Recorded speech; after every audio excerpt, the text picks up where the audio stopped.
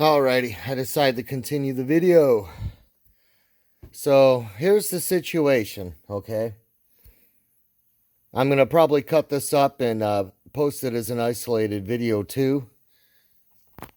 Now, when I got my truck, it already had 100,000 miles on it, okay? And I could tell the transmission fluid had never been flushed. Or I should say swapped out, but it was really, really bad. It was like syrup, but the trans was still shifting good. So I knew I'd be in good shape. So what I did was I had the transmission flushed. And I know people are going to say, oh, you shouldn't do that, blah, blah, blah, blah, blah. But it was so bad that I wanted the chance to flush in order to make sure I cleared all the shit out of the torque converter, okay? After I did that, my game plan was to come back, drop the pan, and swap out the filter, okay? Now, I haven't done that. It's been probably 2 months, and I just haven't gotten around to it. It's been low priority. I've been busy. And now all of a sudden, my family and I are going on vacation, and I'm like, you know what? Let me go knock that shit out. So here I am late at night, right? Because I work at night, because it's hot as fuck in the south, and I don't have AC in my shop. So, where am I going with all this? First off, it would be real nice to have an extra pan so that if I screw up, I got an emergency option. And second off, I could kind of get a feel with the second pan for the steel. I'm an amateur welder. I got a Millermatic 211. It's a really nice welder, but I'm an amateur welder. I don't know exactly what steel this is, okay? But here's my plan. Let me back up. No part number on this pan. It's definitely a GM pan. I looked all over. No part number, because I've heard there can be little variances depending on your exhaust and all that shit. And based on how tight this was, I get that, okay? Here's my game plan. A while back, here's what I did. You can go to your local auto parts store. You get a replacement oil drain pan, okay? And see how it's got the nice gasket in there? And I like these because you can always get them. So when that gasket starts to deteriorate, you buy a new one. I think it was like $4 or $5. This is it right here. Metric 14-1.5, okay? Let me try to give you a good part number on there because you may want to duplicate this. Then what I did, it's really, really, really hard to find a nut, okay? That's that thread pitch. Go ahead, try to find it. Go to all your hardware stores, Tractor Supply. Try pulling one out your ass. Try to find it. So good old pal, old buddy, old eBay, right? You can always find everything on eBay. I'll post the link for the guy now.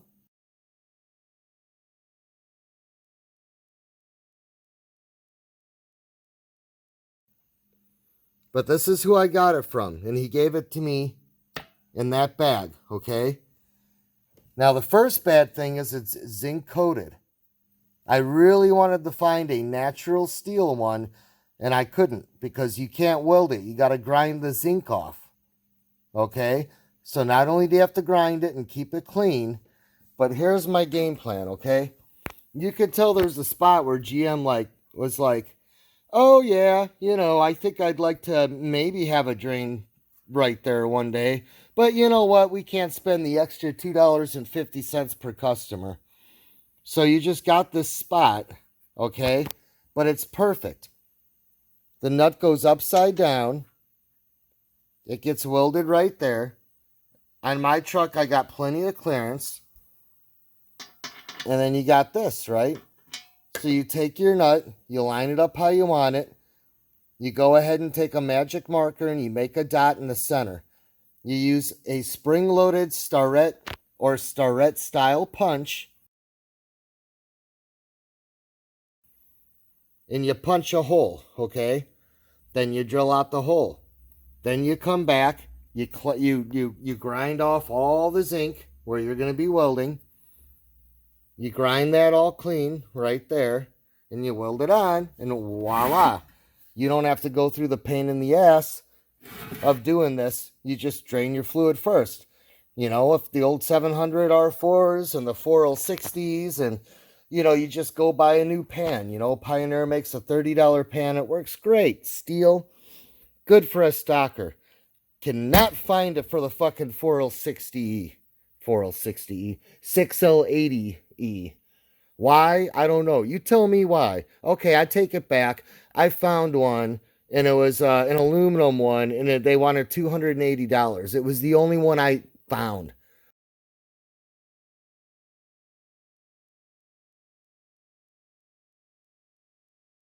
Granted, this was a few months ago when I racked my brains out, but I couldn't find it.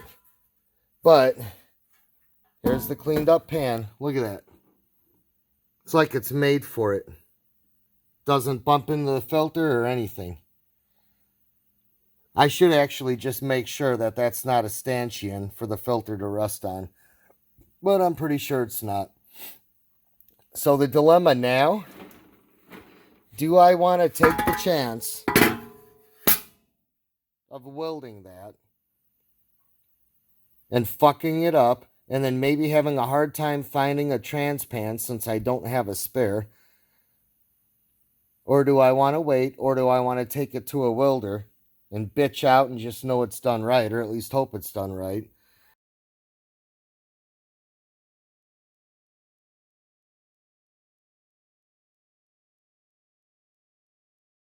I mean, what if my welds aren't that good? You know what I mean? And I'm driving, and all of a sudden the sucker heats up and it just lets loose, and I'm pissing all my trans fluid on the highway. I got a 750-mile one-way trip coming up, you know? Just shy of 1,500 round. No, 1,600 round trip. But, yeah, I'm debating. So, but I'm trying, what I'm trying to do right now is decide if I have the nerve, but I'm giving you all the idea in YouTube land because I don't think I've seen anybody do that. Now, I know what you're thinking. Oh, Mr. Gasket and them, they make the little drill it out and the screw in and the yada yada and yada yada. And it's like, yeah, they do. But guess what? Those leak. They never hold. They leak. And that sucks. There's nothing worse than a leaky transmission. You know what I mean? Now, it is another option to drill out that hole, put that in, and then down the road have it welded in. See, I put myself in a bind here. I should have done this when I could have let it sit for a few days and figure it out. But, oh well, I'm just mumbling at this point.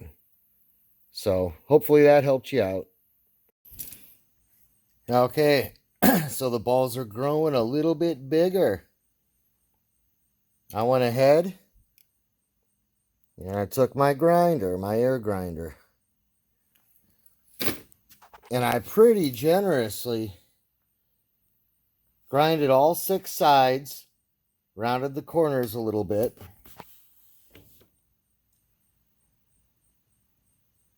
and I did that flat part right there.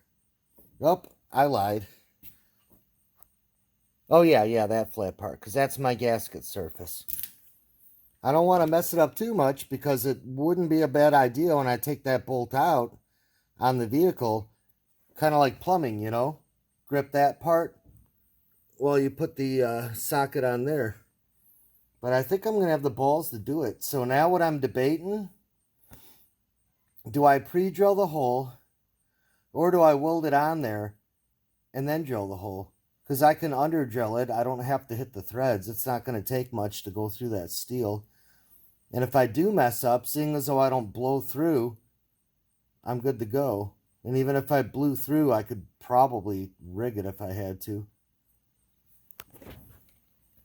Now, the biggest pain in the ass is I've been doing remodeling my bathroom, which means I got the old table saw out in a big fucking mess. And my welder's somewhere back there in that pile behind that Casio keyboard. And I need to get it over here because I got to figure out how I'm going to clamp that on. If I had a big old welder C-clamp, that would work.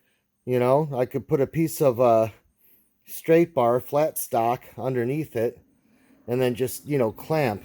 But I don't have a lot of welding clamps yet. Like I said, I'm an amateur welder. I went ahead and hit that with the wire wheel. I'm assuming that's not zinc plated. I guess we'll know if I go to weld it and it doesn't stick. I mean, my attitude is if I weld it and it passes the compressed air test and I hammer it and it doesn't pop off, I think we're good to go. But see, also, if I don't drill a hole and it does go horribly wrong, I can go ahead and put the Leaky Tiki Mr. Gasket on there. Because I can get that locally at the parts store for like 20 or 30 bucks. Fucking ripoff. Versus that, which was cheap. So, I got to figure out how I'm going to chuck this up. Alrighty, boys and girls. Instead of using my flat stock, I used a 12 by ½ inch poplar. I'm overhanging and hoping that's enough for me to get ground. I'm using a C-clamp. Yes, I don't have a welding table yet. That's future Shaun4BigBlocks. Getting the welding table and all that. Got to get caught up on other shit first. But it's holding it. I want it angled a certain way, and of course the more you twist it, everything twists. But I'm on there pretty tight. Now what I'm really hoping is that the wire wheel on the pan, I mean this pan's not rusted out. So it's like, unless if that's stainless steel. Oh, like I said, I don't know my metals. Don't let that be stainless steel. That's going to fail miserably. And this is why I'm not going to drill a hole. I'm just going to see if I can get a bead to stick. You know what I mean? If I can, I grind it flush. No harm done. But, dug out the Miller-Matic. So I'm going to go ahead and get set up. This is so stupid. You don't do this the night before a vacation when you don't know how to weld. At least when you don't know how to weld this. Yeah, okay, here goes nothing. So I'm going to try the auto settings. I got 0.03 wire.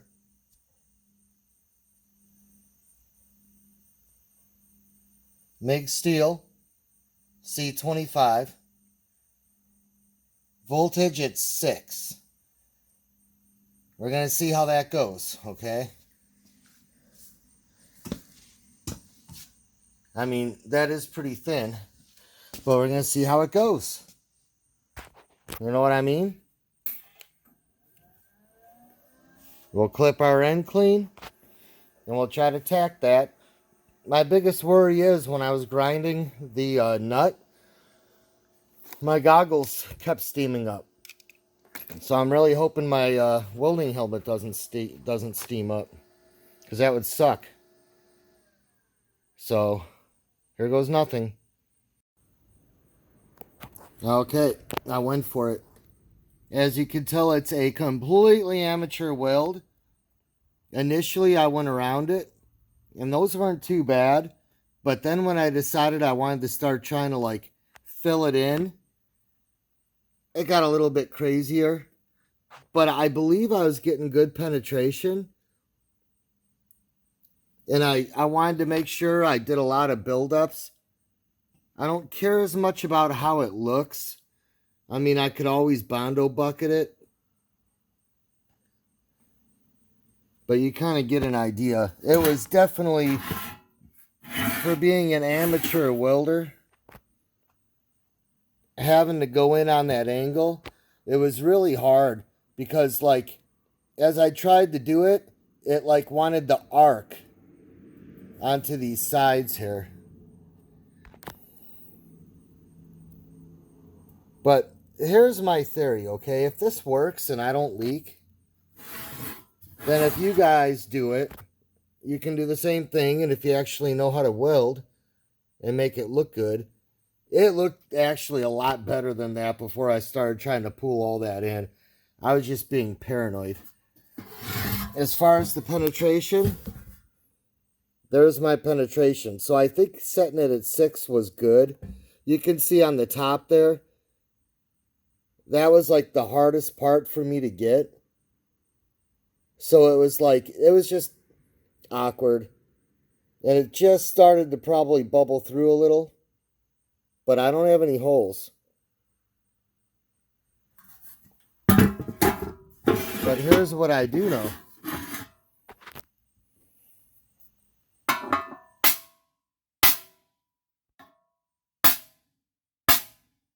It's not going anywhere.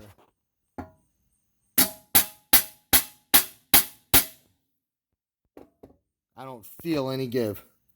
So I'm going to go for it. Time to drill a hole. Okay, I got my hole drilled. I ended up going with 31/64. I did it from the top, and it gave me just enough room to go through without hitting my threads. And I was initially going to just make a nick with it, use my punch on the nick, and then go from the bottom. But I decided to be ballsy, and it worked out. So, there you go.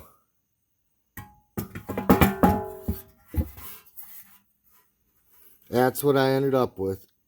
I got to clean that up a little bit, but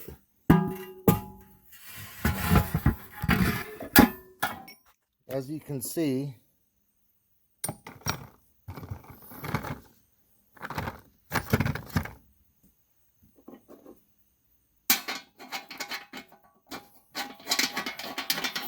nothing warped, and I didn't screw up my threads.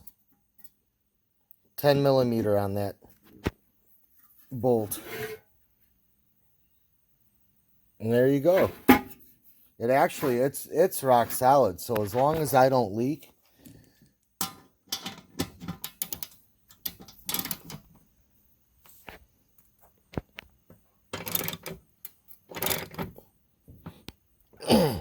that's holding it down from my elbow. But it just feels rock solid. It looks like shit. And I'm going to have to spray some paint on there so it doesn't rust. But it works. You know? I'll probably get another pan.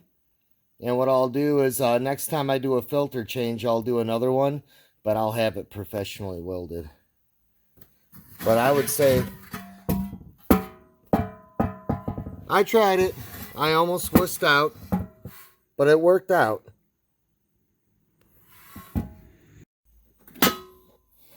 Actually, it was 15-30 seconds. I lied. Dawned on me that I went to clean up, and that I left that one out, but the one that was still in the drill was that one. Okay, so there's always got to be a plan B, right? I put it on, and I put my first couple of quarts in, and pretty soon, shortly thereafter, I started getting that 5-second drip. 5 seconds later, drip.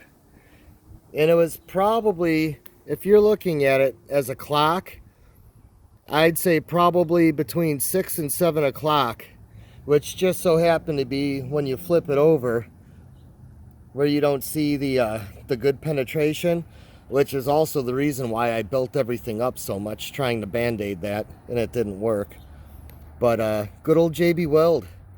It would have been nice to use the quick set, but it's not as strong, and it's not as temperature resistant.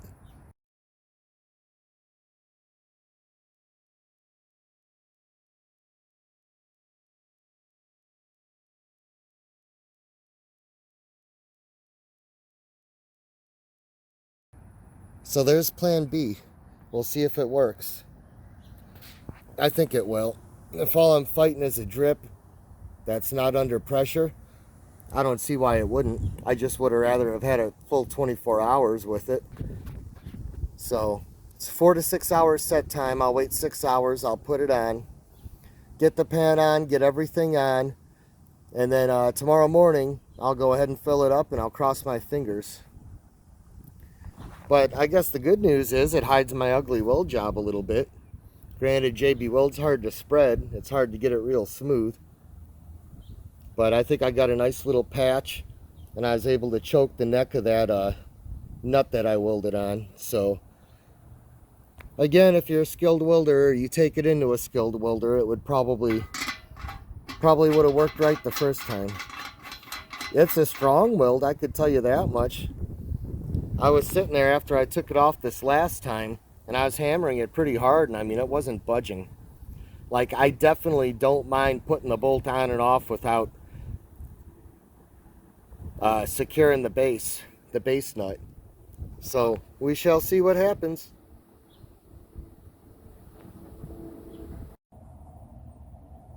Alrighty, here we go. We're going to try to get rid of that drip. So we're sitting at about probably 20 hours cure time on a JB Weld Classic. Kind of give you a look.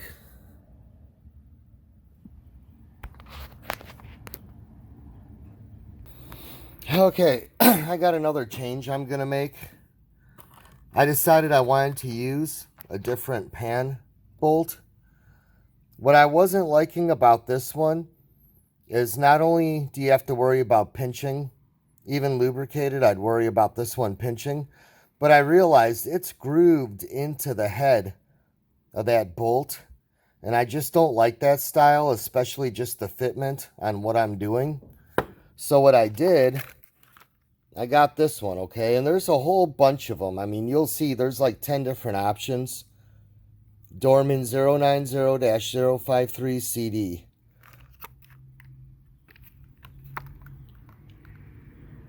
But if you go to your help section or wherever your, or wherever your auto parts store has them, you'll see them. But see, what I like about this, not only is it cheaper to reuse these gaskets,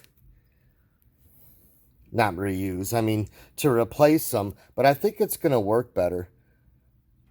You know, rather than that pinching style that to me is a little bit too soft when you're torquing it, this is like a neoprene or equivalent material. And see how it's grooved kind of like a brake caliper when you put the hydraulic line on? I think it's going to seal better, and it can't pinch. Most importantly, it can't pinch, and it's got a much wider footprint on a flush mounting surface. So just for a little bit of added insurance, that's what I'm going to go with right there. And then, for future maintenance, I went ahead and just bought it now so I'd have it. There's your replacements, cheaper than buying the whole bolt.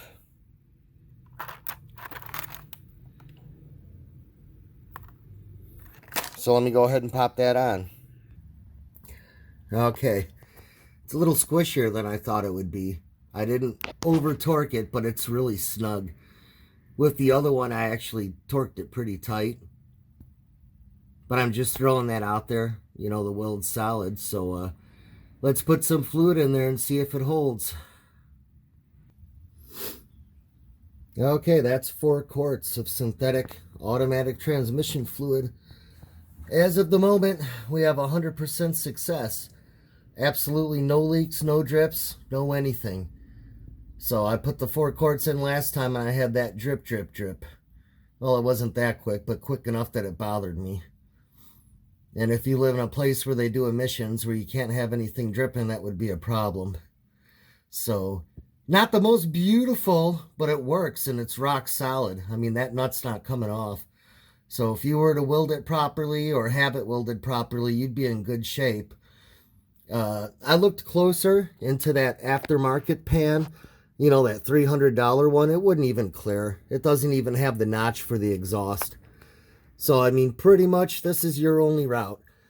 You know, unless if you go for that half-assed piece of shit that I guarantee you is going to leak. This is probably the best way to do it, just with a better weld. My JB Weld isn't the smoothest job. I tried to kind of let it self-level. But I mean, it's hard. That stuff's tacky.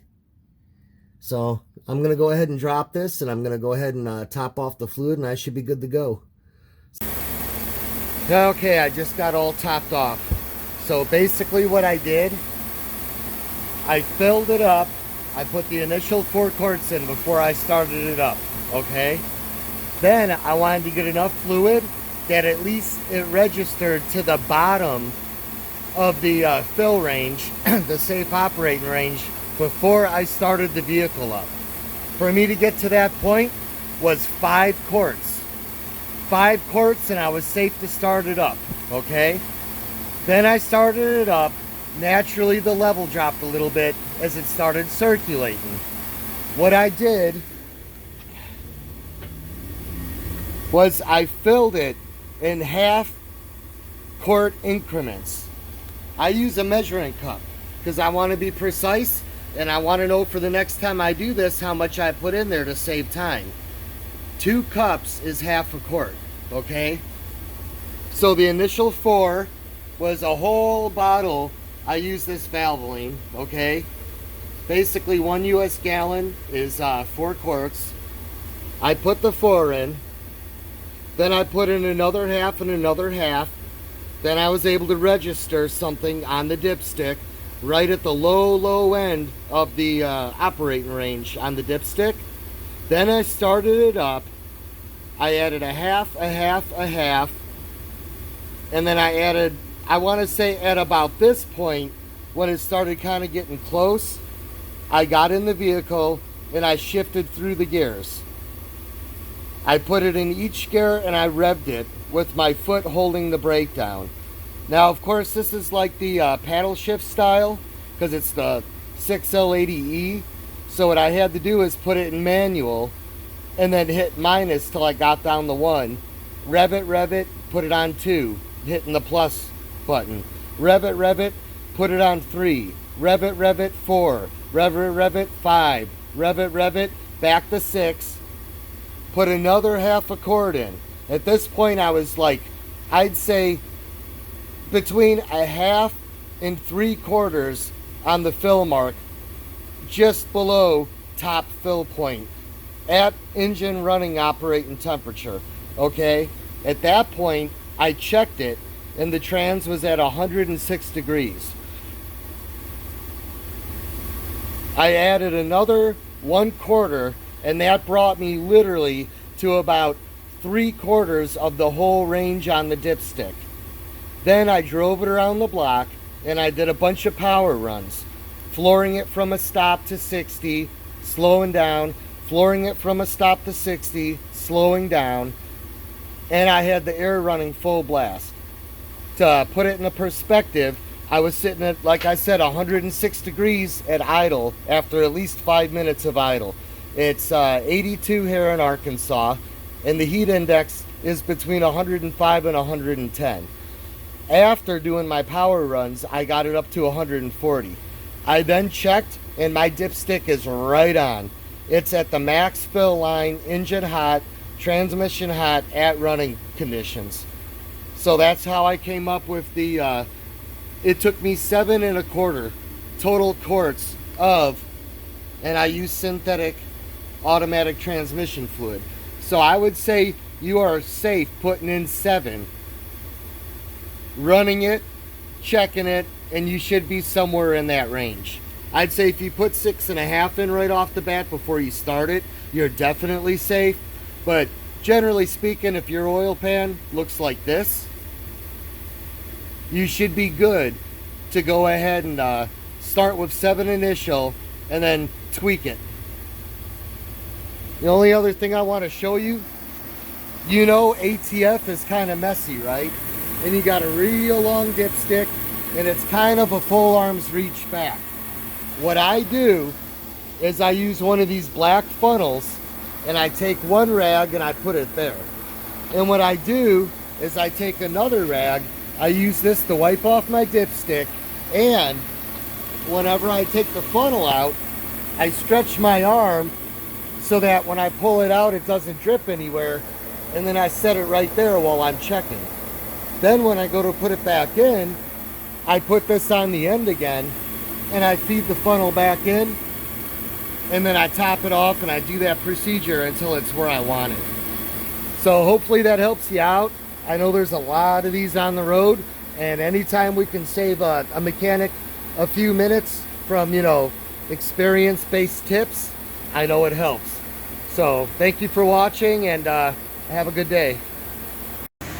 Well, it's the 1-year anniversary of my oil pan bolt job. Still doesn't look beautiful, my amateur weld job, but it works.